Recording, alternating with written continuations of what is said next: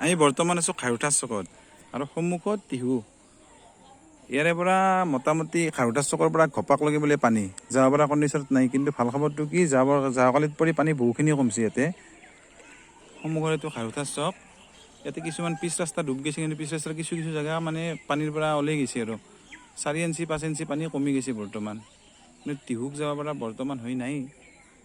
এই চিধা ইয়াৰ পৰা মোটামুটি ঘপাৰ চকলৈকে পানী আছে। চিধাই এনেকৈ চিধাই টিহু মোটামুটি খাৰুঠাৰ চকৰ পৰা ঘপাৰ চকলৈকে পানী। আৰু যিটো সৰ্থেবাৰীৰ পৰা গোপাল বজাৰ বুলি পায়, গোপাল বজাৰত মোটামুটি 1 আঁঠুৰ ওপৰত পানী আছে। বৰ্তমান বাইক লৈও যাব নোৱাৰি। আমি হেলচাই ঘূৰি ঘূৰি আহিছোঁ এতিয়া খাৰুঠাৰ চকত।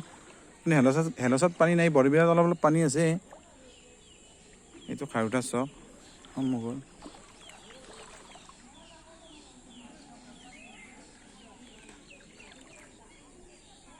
যাব পৰা হোৱা নাই বৰ্তমান টিহু। কালিকলৈকে কিন্তু পানী বহুত কমি যাব বুলি কৈছে, যিহেতু নদীত পানী কমি গৈছে, বাহিৰৰ পানীবিলাক কমি যাব।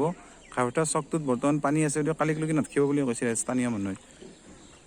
বৰ্তমান সেইবাবে টিহুত যাব পৰাত নাই।